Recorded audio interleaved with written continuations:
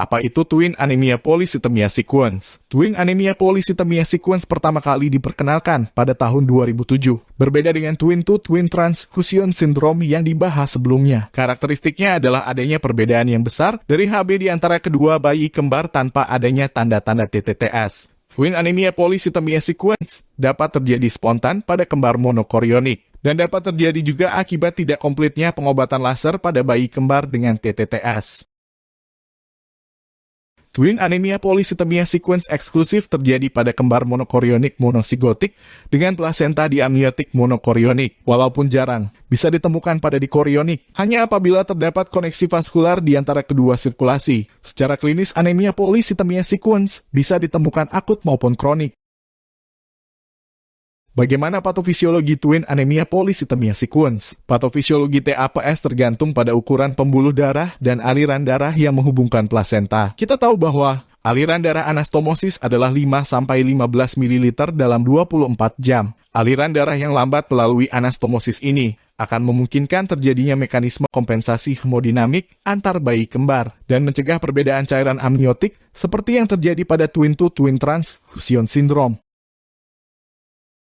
Faktor pertumbuhan plasental juga sangat berperan. Bayi kembar yang menjadi donor dengan ukuran plasentanya yang kecil akan mengirimkan rangsangan pertumbuhan hormonal, sehingga pada bayi donor yang mengalami insufisiensi plasental akan dapat bertumbuh.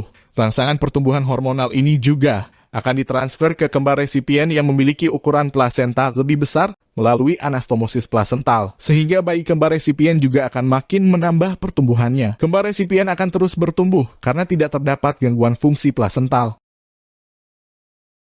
Bagaimana gambaran plasenta dengan Twin Anemia Polycythemia Sequence? Pada gambar terlihat bahwa karakteristik plasenta pada Twin Anemia Polycythemia Sequence setelah diberikan pewarna adalah daerah plasenta yang pucat merupakan donor dan hanya terdapat sedikit anastomosis seperti terlihat pada gambar kiri. Dan daerah plasenta yang pletorik adalah resipien dan terdapat banyak anastomosis seperti yang terlihat pada gambar kanan.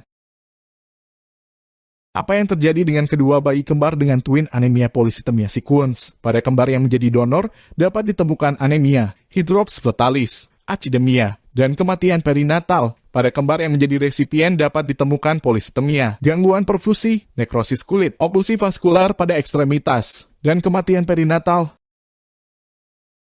Bagaimana kita mendiagnosis Twin Anemia Polycythemia Sequence? Tidak adanya tanda oligohidramnion dan polyhidramnion pada USG antenatal merupakan syarat mutlak untuk mendiagnosis Twin Anemia Polycythemia Sequence. Dalam mendiagnosis Twin Anemia Polycythemia Sequence, syarat lain yang harus terpenuhi ada dua yang dideteksi dengan menggunakan USG Doppler. Pertama, pada kembar resipien, aliran darah lebih lambat dari normal dan disertai adanya polycythemia. Kedua, pada kembar donor, aliran darah lebih cepat dari normal dan disertai adanya anemia.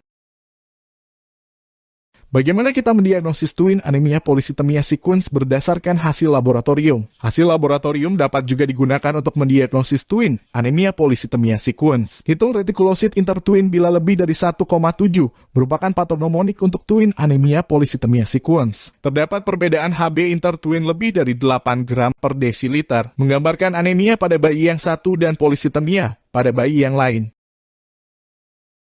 Bayi dengan Twin Anemia Polycythemia Sequence dapat didiagnosis antenatal dengan menilai peak systolic blood flow dari middle cerebral artery pada kedua bayi. Dapat juga didiagnosis postnatal dengan menilai perbedaan HB, rasio dari retikulosit, dan plasenta hanya memiliki satu anastomosis kecil, yang ukuran diameternya di bawah 1 mm.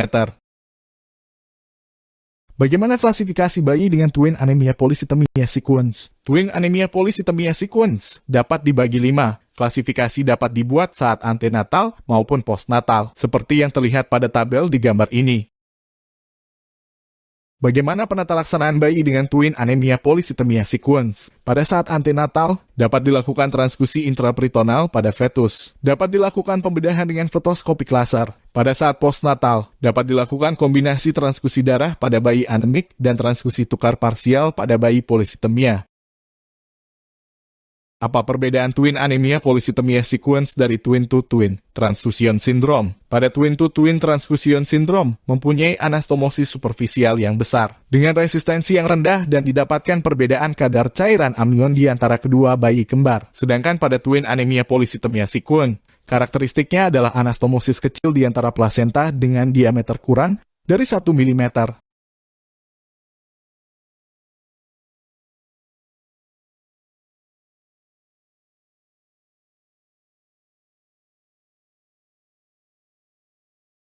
Perbedaan twin anemia polycythemia sequence dari twin-to-twin transfusion syndrome dapat juga dilihat pada tabel ini, di mana perbedaan dapat dilihat berdasarkan patogenesis, insidensi, dan diagnosis.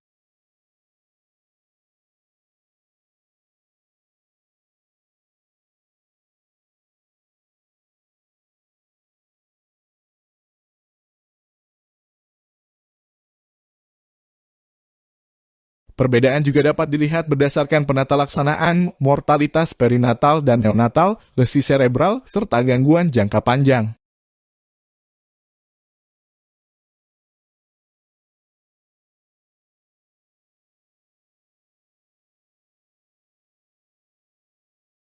Makasih semuanya, tetap sehat selalu ya.